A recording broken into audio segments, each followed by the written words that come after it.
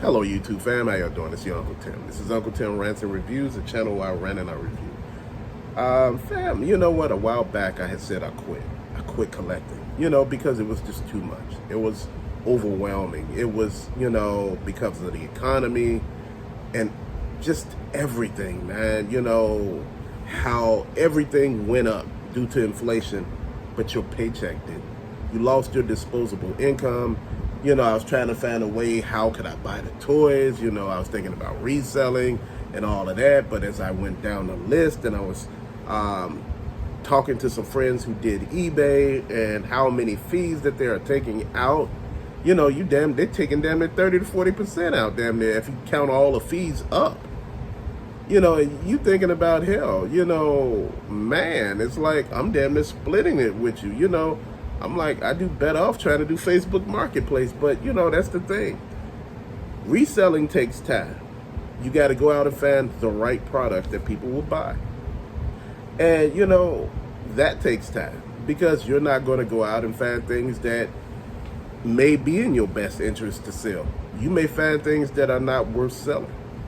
And that's a reality of this thing. You found a lot of shit that don't hold value.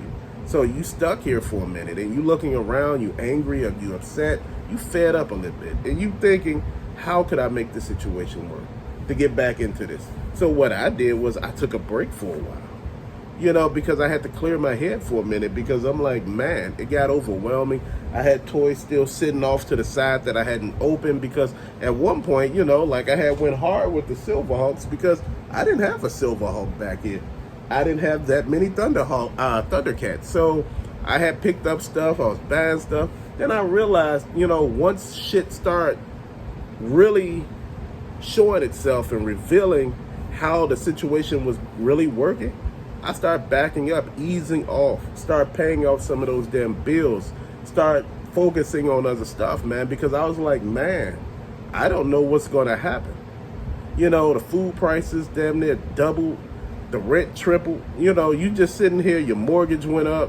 If you pay, a mortgage, your mortgage, people like, how do you keep saying that your mortgage went up? A lot of people pay property tax with their mortgage.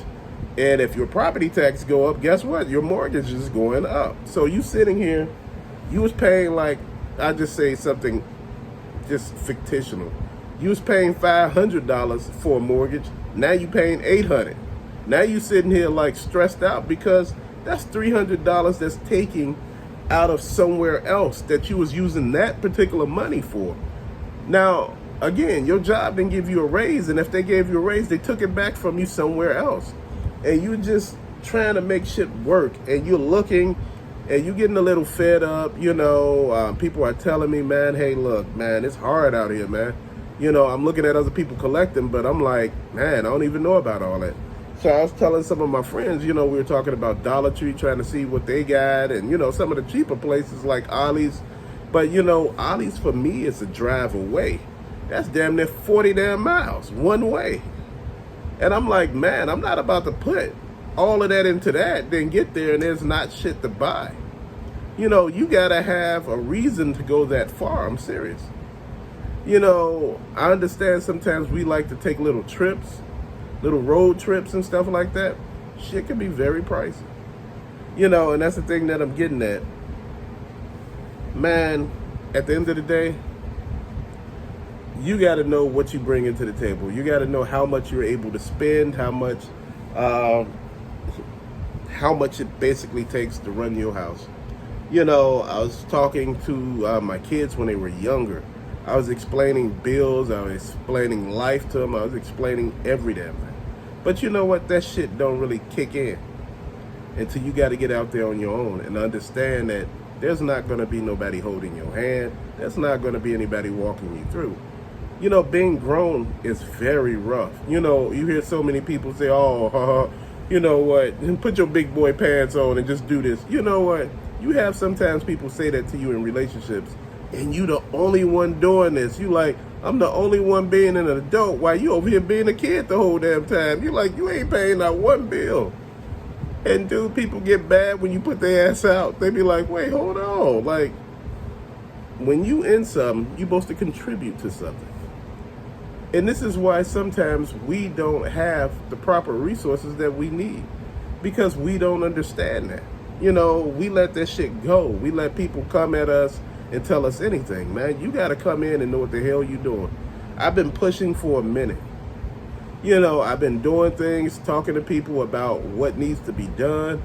I was telling family members that live in other states, keep doing what you're doing, get over there and live your best life. But you know what? People don't really understand that. People make it seem like, no, I'm not gonna do this. I'm gonna do what I want. I'm gonna do this too. You know what? You learn to do what it is that you're supposed to do. This life out here is not for the timid. Collecting stuff is fantastic, but you know what? When it comes down to having a roof over your head, that's the most amazing feeling in the world. In my adult life, I know what it's like to be hungry. I do.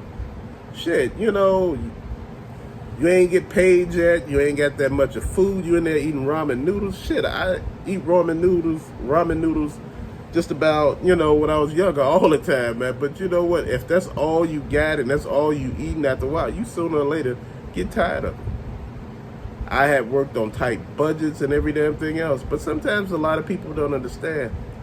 In order to live with people and to be a part of people's life, you got to be able to contribute some shit.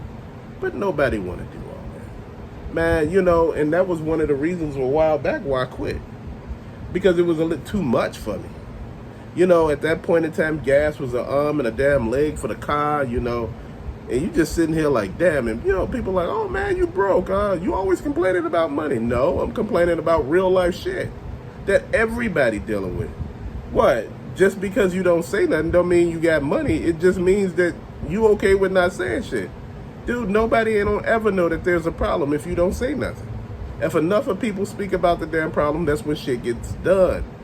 If nobody says nothing, how will a problem ever get done? Nobody knows there's a problem. They should know it's a problem. No, they shouldn't. They shouldn't be able to read your damn mind. You should be able to talk to people and tell them exactly what's on your mind. That's called communication. If you have a problem with somebody and they don't even know you got a problem with them, how the hell are they supposed to fix it? Y'all got to sit down and talk about shit. They may not even know there's a problem, because half of the time, most problems are one-sided.